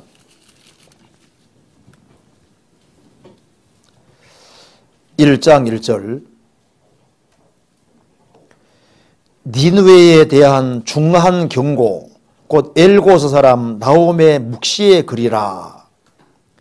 그래서 이제 하나님이 나홈의 선지자 통해서 니느웨가 어떻게 심판받을지를 말씀하고 있는 겁니다. 2장 보시겠습니다. 2장에 이제 쳐들어오는 용사들을 여기에 언급하고 있는데 2장 3절 그의 용사들의 방패는 붉고 그의 무사들의 옷도 붉으며 그 항오를 버리는 달에 병거의 철이 번쩍이고 노송나무의 창이 요동하는도다. 이 말이 맞습니다. 이 니느웨를 멸망시킬 때 바벨론과 메디아가 연합해서 연합군 몰고 올 때 이거 한번 보시면요. 바벨론 군대의 모습인데 실제로 창도 붉고 여기 보면요. 그의 용사들의 방패는 붉고 그의 무사들의 옷도 붉고 그 항오를 버리는 날에 병거의 철이 번쩍이고 노송나무 창이 요동하며 창도 아주 길게 해가지고 쳐들어왔고 그리고 하나님이 멸망시키려고 했던 겁니다. 그래서 보면은 6절 강들의 수문이 열리고 왕궁이 소멸되며 정명대로 왕후가 벌거벗은 몸으로 끌려가며 그 모든 신녀가 가슴을 치며 비둘같이 슬피우는도다. 니느웨는 예로부터 물이 모인 것 같으니 이제 모두 도망하니 서라 하나 돌아보는 자가 없도다. 여기 보면은 강들의 수문이 열리고 왕궁이 소멸되며 이 말대로 하나님께서 니느웨를 멸망시키려고 비를 억수같이 내려서 여기에 이 강이 있지 않습니까? 여기에 니느웨 성벽이 이렇게 있으면 성벽이 워낙 강하게 돼 있어서 이걸 부술 수가 없는 거예요. 그래서 하나님께서 억수 같은 홍수를 내리게 해서 이 강물을 크게 불게 해서 강물의 힘으로 여기가 부서집니다. 이걸 부숴서 그래서 군대가 들어갈 수 있게 됐던 거예요. 그래서 여기를 완전히 부숴서 니느웨가 완전히 그냥 황무하게 맡기고 그리고 아시리아 대제국이 완전히 망해버렸잖아요. 성경에 말씀하기를 강들의 손문이 열리고 왕궁이 소멸되며 그래서 이 성경에 예언되어 있기를 아시리아는 이 성경에 기록된 대로 정확히 멸망당했던 겁니다. 스바냐 찾아봅시다. 2장 13절.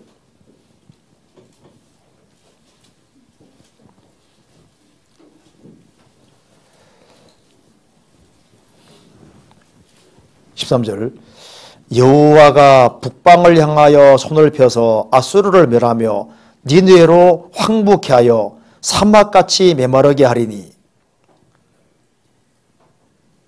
이대로 되었습니다. 15절. 이는 기쁜 성이라 염려 없이 거하며 심중에 이르기를 오직 나만 있고 나 외에 다른 이가 없다 하더니 어찌 같이 황무하여 들짐승에 엎드릴 곳이 되었는고 지나가는 자마다 치소하며 비웃으면서 손을 흔들리로다. 지금도 이대로 되어 있습니다. 성경 나오면서 다시 봅시다. 1장 봅시다. 1장 8절에 보시겠습니다. 8절을 같이 읽어볼까요? 같이 읽겠습니다. 그가 범람한 물로 그곳을 진멸하시고 자기의 대적들을 흑암으로 쫓아내시리라. 그래서 하나님께서 범람한 물로 그곳을 진멸할 것이다. 그래서 여기 말한 대로 범람한 물로 여기를 부숴버린 거예요. 그래서 여기에 티그리스 강을 끼고 있으니까 이거 얼마나 엄청난 도시인데 성경 말씀 그대로 멸망을 당했고 그래서 1800년대에 들어와서 아시리아가 있는지도 몰랐어요. 그런데 전설인 줄 알았는데 아시리아가 그대로 드러나고 성경대로 되어 있다는 것이 그대로 입증이 되는 겁니다. 그 다음에 바벨론 봅시다. 이거 한번 보세요. 그 다음에 여기에 이 바벨론 제국은 이제 벨사살 왕 당시에 이제 멸망을 당하게 되는데 다니엘 소장에 분벽에서 글자가 나왔지 않습니까? 메네 대결 우발하신 바벨론입니다. 근데 바벨론 보시면은 바벨론은 정말 놀라운 겁니다. 여기 보시면은 바벨론 도시는 여기 유프라트 강을 끼고 도시 건설되어 있는데 유프라트 강이 중간에 흐르고 있고 바깥으로 여기 성벽이 둘려 있고 바깥에 물이 둘려 있는 거예요. 그러니까 이 도시를 들어오려면은 이거는 보통 이게 들어오기가 어려운 겁니다. 그러니까 여기에 물이 둘려 있으니까 물을 통과해야 되고 성벽을 넘고 들어와야 되거든요. 논문으로 돼 있었고, 자, 바벨론 한번 잠깐 봅시다. 비디오 한번 잠깐 봅시다.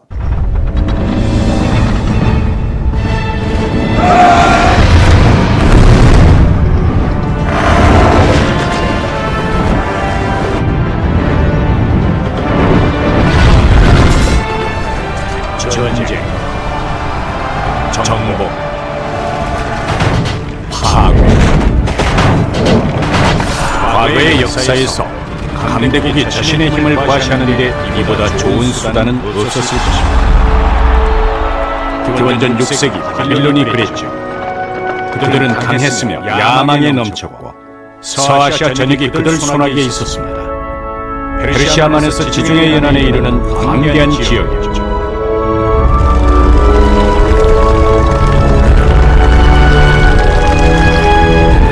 제국의 수도는 실로 놀라웠습니다. 둘레만 20km에 달했고 18만 명이 살았으며 거리엔 인도, 중국, 지중해 연안 국가들로부터 온 상품들이 넘쳐났습니다. 바빌론은 오늘날의 맨하탄이었습니다.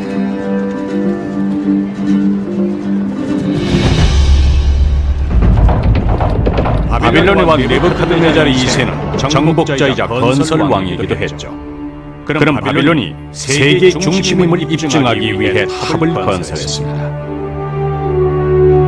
바벨탑입니다. 탑은 순전히 흙으로만 건설됐으며 오늘날의 30층 높이와 맞습니다.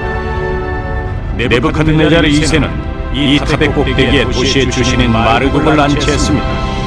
마르둑은 모든 신들의 왕이기도 했죠. 그러나 이 바벨탑보다 후세에 더 유명해진 건축물이 있습니다.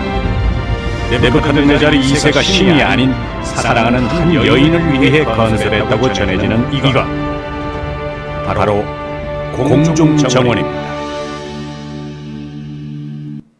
자, 근데 여기에 바벨론이 아주 엄청난 대제국이었는데 이 바벨론이 어떻게 멸망할 것인지가 성경에 기록이 되어 있잖아요. 기록되어 있는데 바벨론은 난공불락입니다. 그런데 성경에서 어떻게 멸망할 것인지가 기록이 되어 있는데 이사야 45장에서는 고레스가 멸망시킨다고 예언되어 있잖아요.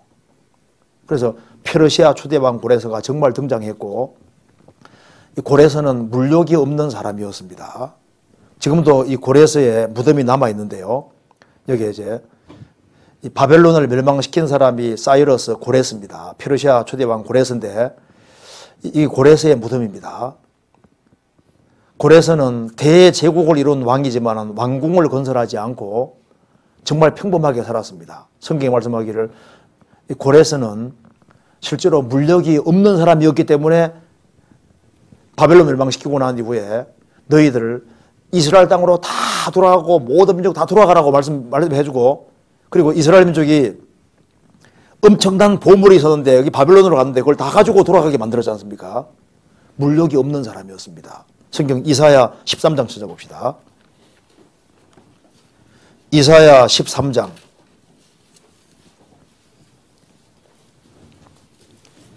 17절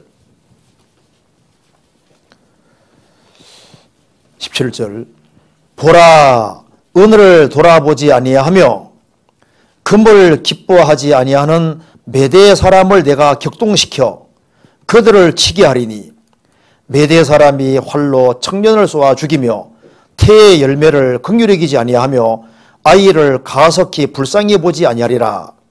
열국의 영광이요 갈대아 사람의 자랑하는 놀이개가 된 바벨론이 하나님께 멸망당한 소돔과 고모라 같이 되리니 소돔과 고모라처럼 완전히 멸망당할 것이다. 그런데 여기 말한 대로 은을 돌아보지 아니하고 금을 기뻐하지 아니하는 메대 사람을 내가 격동시켜 그들을 치게 할 것이다. 그래서 메디아 페르시아 연합군에서 들어왔는데 금과 은을 안 좋아하는 사람이 있을까요? 근데 여기 바벨론 제국, 여기 페르시아 초대왕 고레스는 정말 물력이 없는 사람이었습니다. 그래서 고대 세계에서 제일 훌륭한 왕 하면은 고레스입니다.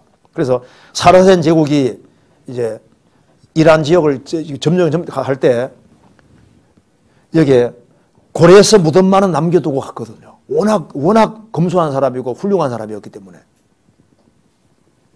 그래서 이제 우리 한번 우리 교회 다니시는 한 분이 이제 이란에 다녀왔거든요.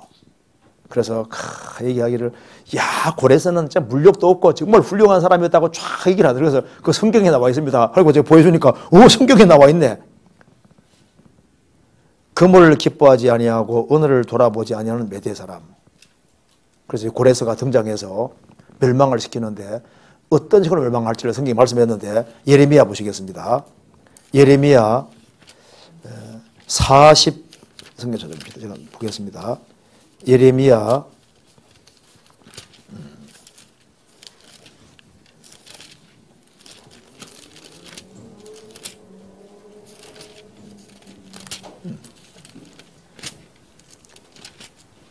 49장 보시겠습니다. 49장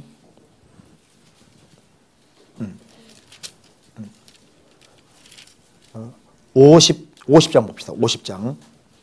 50장 25절 보세요.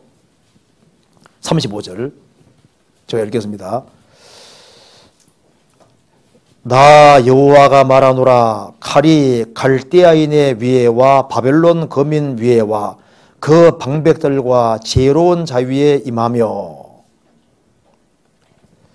그리고 39절입니다. 그러므로 사막의 들짐승이 실랑과 함께 거기 거하겠고 타조도 그 중에 깃들일 것이요 영영이 거민이 없으며 대대에 거할 자가 없으리라. 나 여호와가 말하노라. 나 하나님이 소돔과 고모라와 그 이후 성읍들에 무너지게 한 것 같이 거기 우거하는 사람이 없으며 그 중에 우거하는 아무 인자가 없게 하리라. 소돔 고모라처럼 멸망한다고 주님 말씀하셨습니다. 그리고 여기에 예레미야 52장 봅시다. 51장 그때 보면은 51장 57절입니다. 만군의 여호와라 일컫는 왕이 이같이 말씀하시되 내가 그 방백들과 박사들과 감독들과 관장들과 용사들로 어떻게 한다고요? 취하게 하리니 그들이 영영이 자고 깨지 못하리라. 이게 취하게 하리니 이 말이 중요합니다. 58절에 만군의 여호와가 이같이 말하노라. 바벨론의 넓은 성벽은 온전히 무너지겠고. 말대로 고레서가 쳐들어올 때 뭐 한 줄 아시죠? 이 사람들이 고레서가 쳐들어올 때 잔치 벌이고 있었던 거예요. 그래서 이 예루살렘 여기 바벨론 제국이 이렇게 있으면 중앙에 강이 흐르고 있는데 고레서가 쳐들어왔을 때 이 고레서가 어떻게 멸망시켰냐 하면은 부대를 세 부대로 나누어서 한 부대를 상류로 올라보내서 물꼬를 옆으로 트게 된 겁니다. 터서 강물 흐름을 이렇게 바꿔놓은 거예요.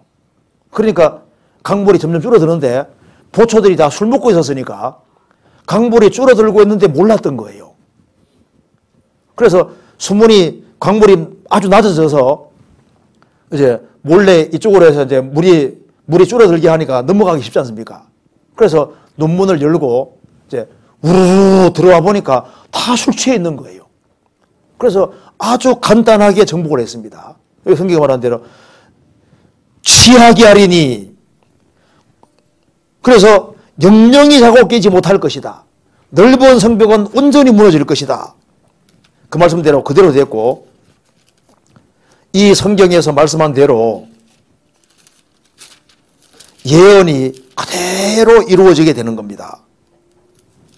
성경 예언은 정확히 이루어집니다. 51장 11절 같이 읽어보겠습니다. 화살을 갈며 방패를 굳게 잡으라. 여호와께서 메대 왕들의 마음을 격발하사 바벨론을 멸하시기로 뜻하시나니.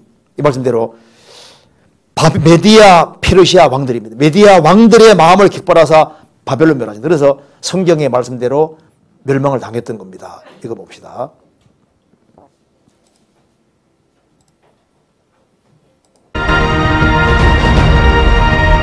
기원전 6세기 바벨론은 사막 한가운데 있는 마천루의 도시였습니다.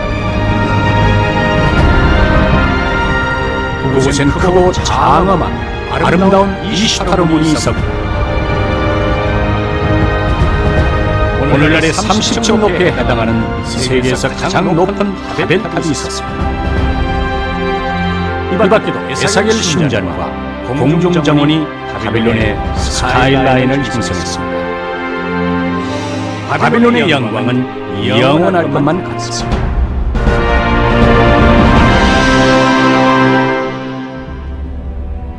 하지만 바벨론은 네부카드네자르 2세 사후 권력 다툼이 벌어졌고 결국 그가 죽은 지 43년 만인 기원전 539년 페르시아의 침략을 받고 맙니다.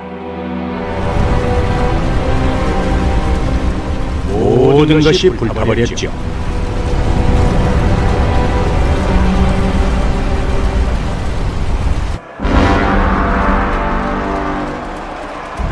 바벨론의 상징이었던 바벨탑도 예외일 수 없었습니다.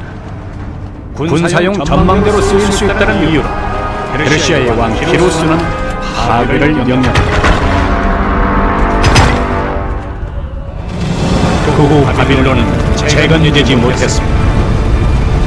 불길과 함께 바빌론의 영광도 영원히 역사 속으로 사라지고 말았죠.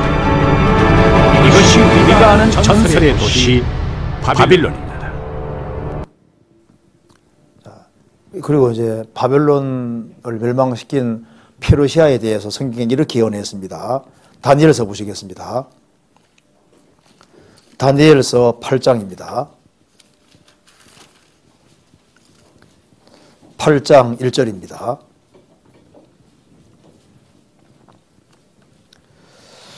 나 다니엘에게 처음 나타난 이상 후에 벨사살 왕 3년에 다시 이상이 나타나니라.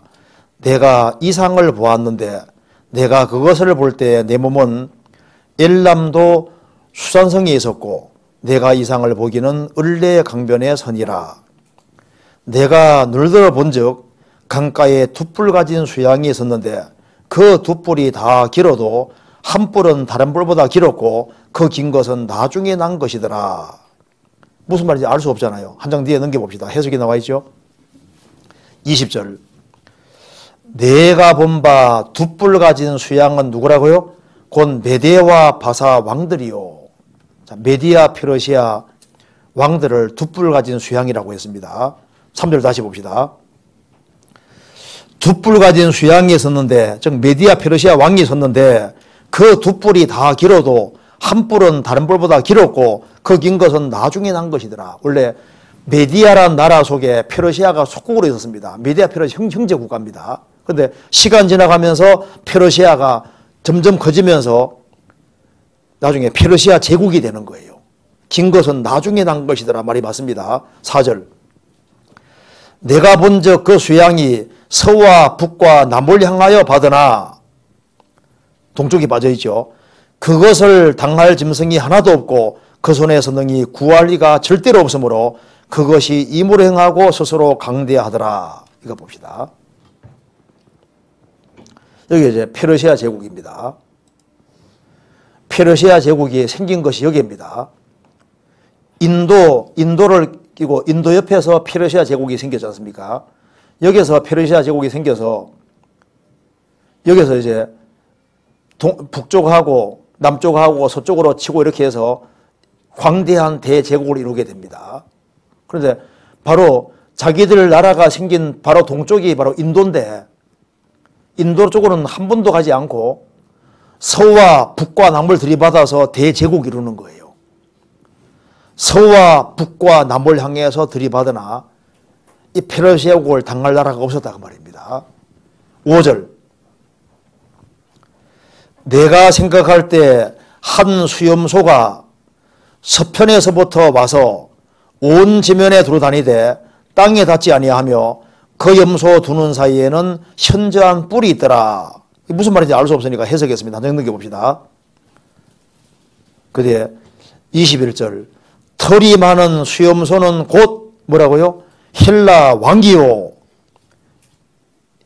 두는 사이에는 큰 뿔은 곧 그 첫째 왕이요. 헬라가 그리스 쪽입니다. 여기 봅시다. 여기 마케도니아 여기에서 알렉산더 대왕이 등장합니다.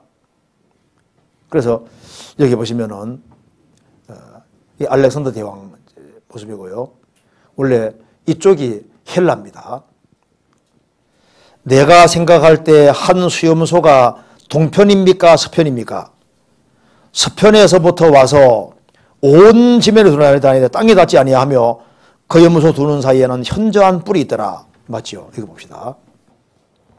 이게 서쪽이라 그랬는데 여기에서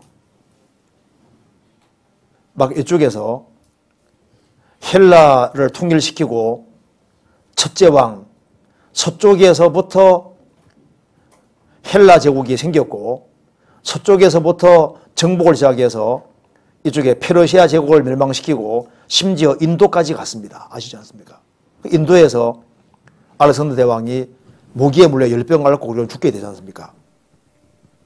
자, 다시 봅시다. 5절에. 6절 봅시다.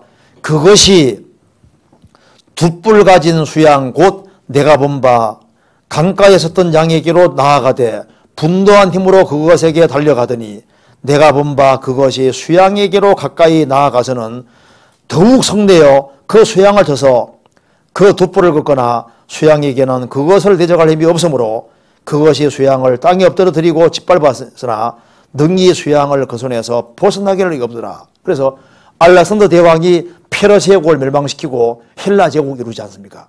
그리고 전쟁할 때도 알렉산더 대왕은 그 부대는 염소 있지 않습니까?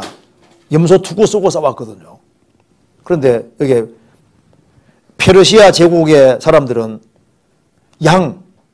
양뿔 투구 쓰고 싸웠잖아요. 그것도 참 신기한 거예요. 그리고 이제 한 장 넘겨봅시다. 해석한 거 봅시다.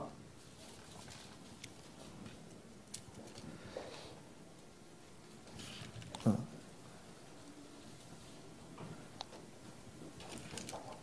22절에 이 뿔이 꺾이고 그 대신에 네 뿔이 나선즉 그 나라 가운데서 네 나라가 일어나되 그 권세만 못하리라. 그래서 알렉산더가 죽고 실제로 33세 요절하고 이렇게 나라가 네 쪽 납니다. 그래서 여기에 카산더, 리시마코스, 프톨레미, 셀루코스 이렇게 네 나라가 되고 두 나라는 빨리 없어지고 이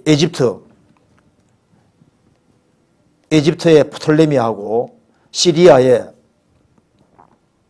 셀루코스 이쪽에 이제 두 나라가 경합을 벌이면서 결국은 로마에 흡수가 되게 되는 겁니다. 그러니까 좀 더 얘기해야 되는데 시간이 지금 이제 끝나서 어쨌든 간에 성경대로 된다. 성경대로.